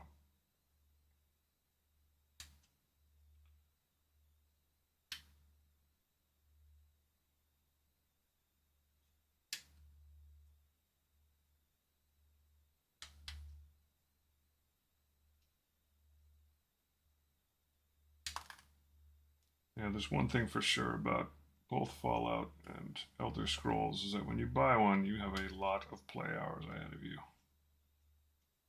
A whole lot. There's an amazing amount of value there.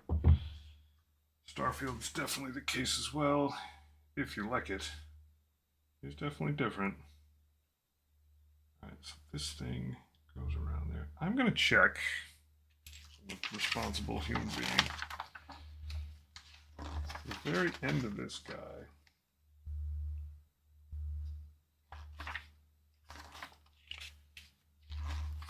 There's the page, the magic page where it, oh yeah, it's the absolute end of this. Where it talks about weapon swaps. Okay, and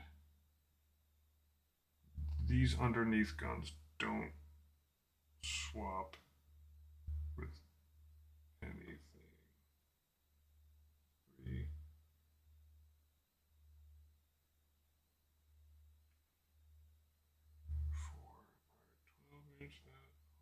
Okay, good. These I can continue building. Yeah, any game that you know, you're like, okay, I'm gonna get multiple 100 hours out of this. It's definitely a good purchase.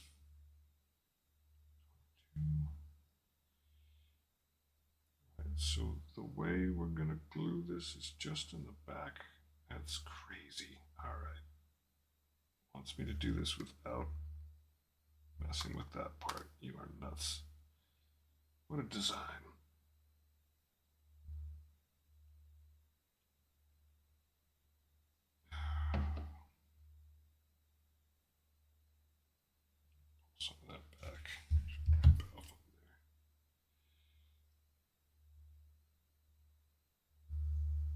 don't think there's any way for me to do this without getting some amount of glue in there. It's very ambitious, designer.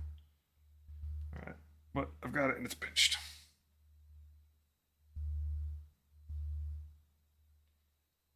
So it swivels and it moves up and down. That is neat. I'm not sure the value of it, but it is neat. I gotta do that whole process again. Second verse, same as the first.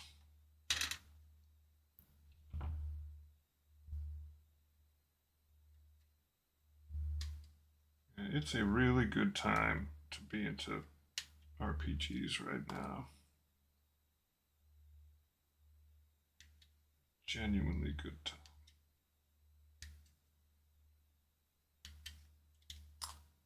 Those, there's these. I do love me some video games.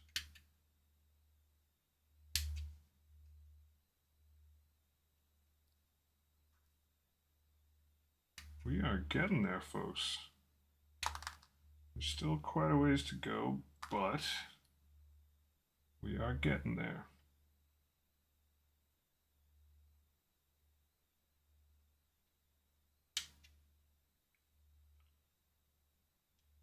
It is funny with how much of a project it is to just put this thing together. I'm like, yeah, we're getting there, and I haven't even really thought about how many hours it is going to be to paint this thing. But I am looking forward to that part too. It does look like a fun model to paint. Those hingy things I saw before. Paint, paint, paint, paint, paint.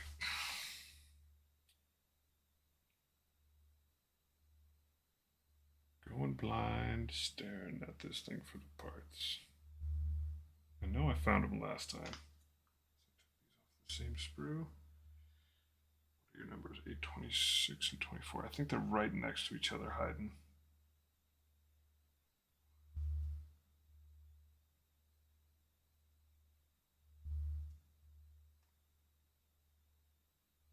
It's because I already clipped them off. Good thinking.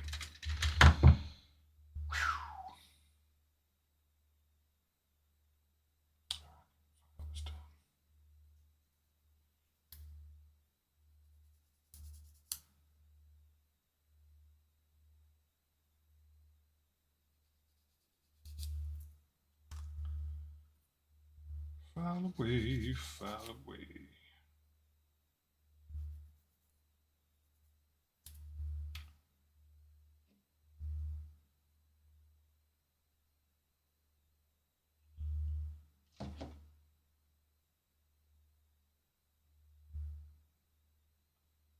That a good healthy squeeze.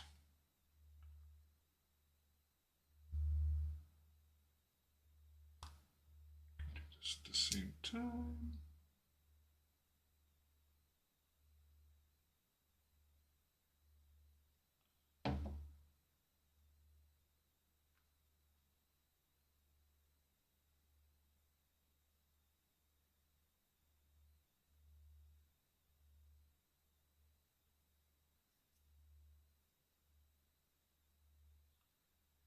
Snap this on like I did last time.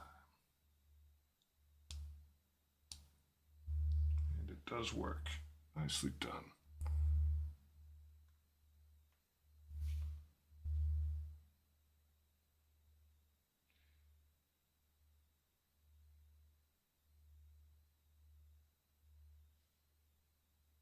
I really do like the Custodes color scheme.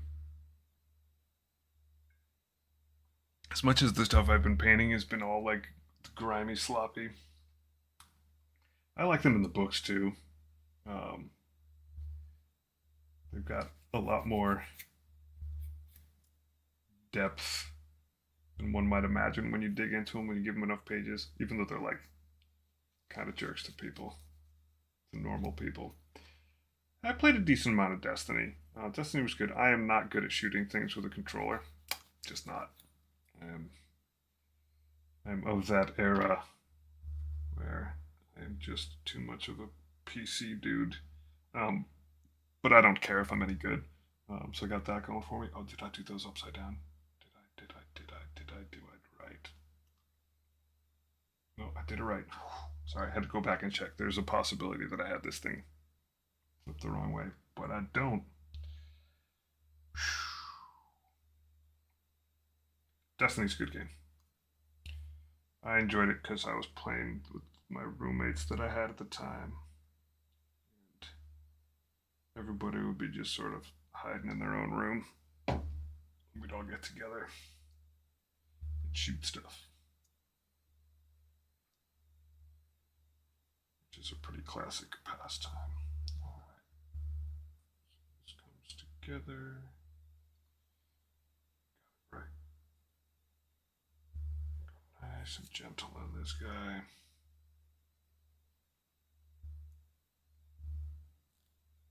Here we go. 2 guns. 1 for each of you.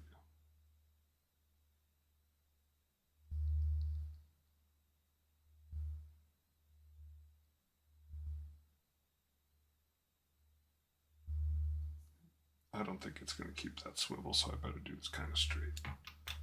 I don't imagine that the glue's not going to come slipping out of there. Okay. Where are we at?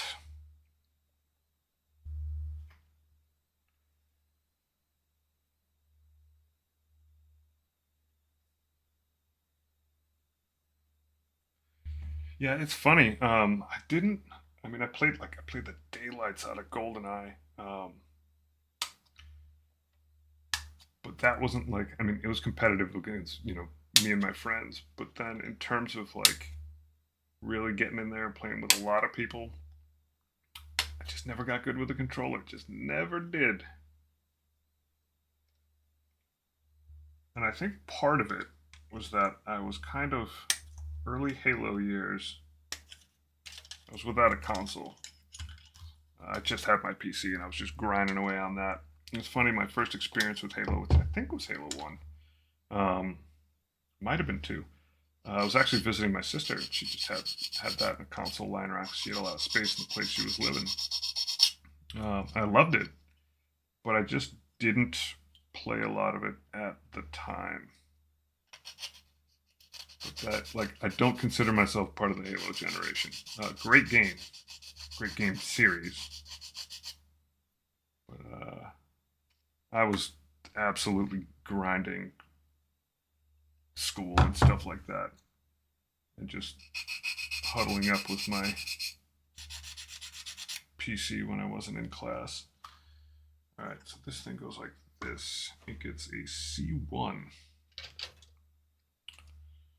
C1 should be a circular thing with a bad man on it. C1 it is.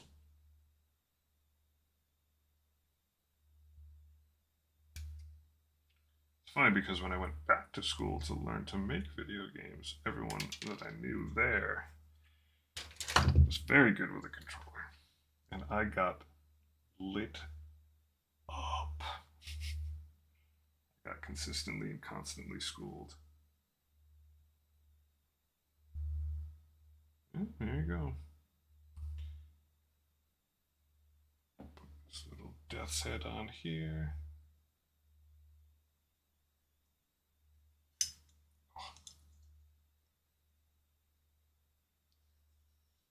Oh, and that can actually be off center. So I gotta be a little careful with that guy. All right. And then these guys don't get glue? Are you kidding me? Is that possible? Is that likely?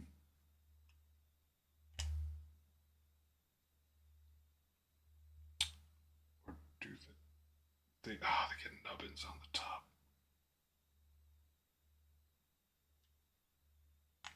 That's kind of smart. 1 gun. 2 gun.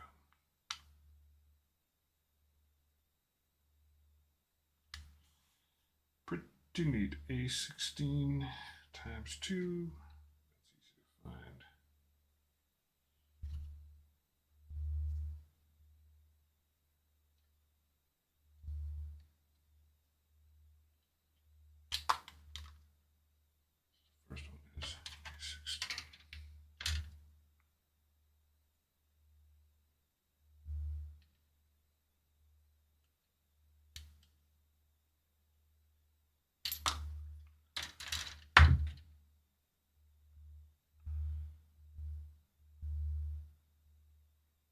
give this guy a little filing. These little discs go into these recessed holes there. I think what we're going to be left with is then I can chunk this thing on top, which is a massive step. Massive, I tell you.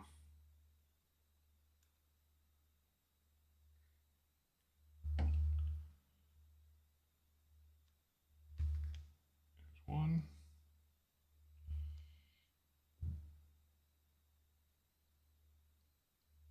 It's a little gluey, getting sloppy. There's a 2. And I need to find 2 A42s. I found you immediately because you're running out of parts.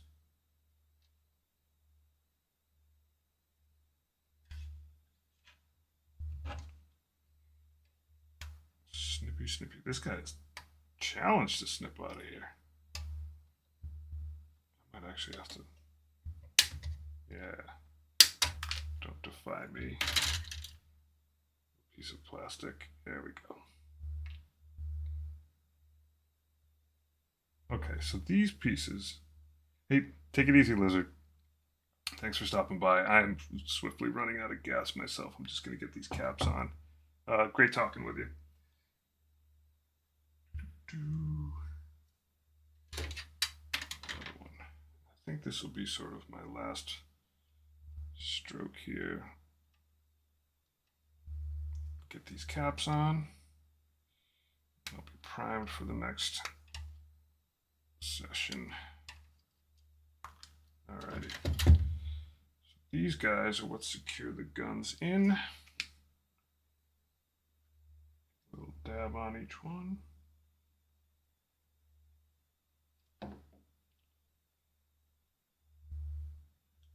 Do they face forward? Yes, they do. Oh, they got little ocular things on them. That's cool. Of course, I lost one. There it is.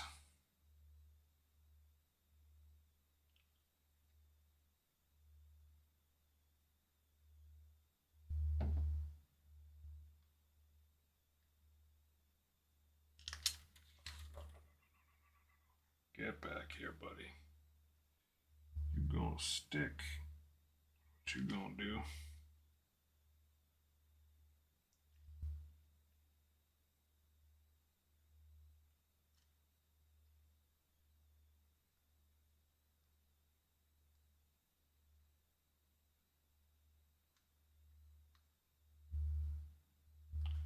Alright, yeah, I gotta hold these guys in.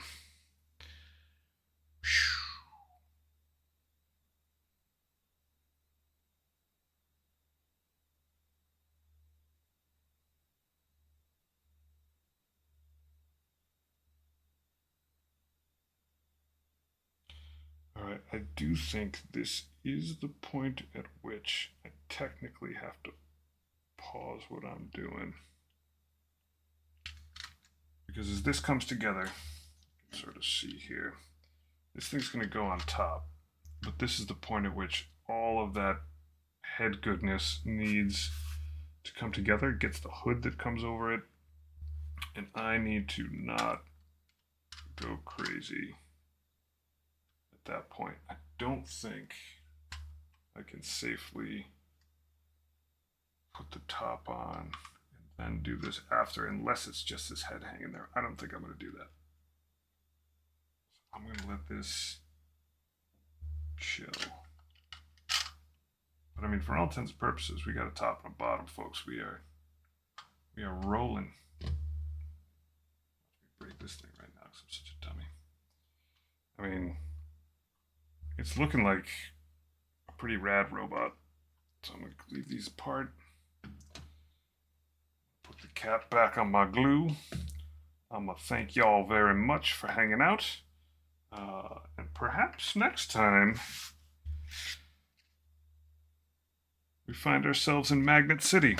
As you can see right here, about the very next thing should be the shoulders. So I got to investigate how those are put together, but that's absolutely the place at which I need to start putting magnets on this so I can swap weapons out later. Anyhow, I'm going to head out for the night, sip some tea, read about Fulgrim.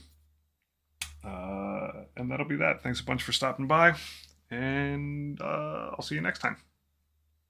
Ciao, ciao.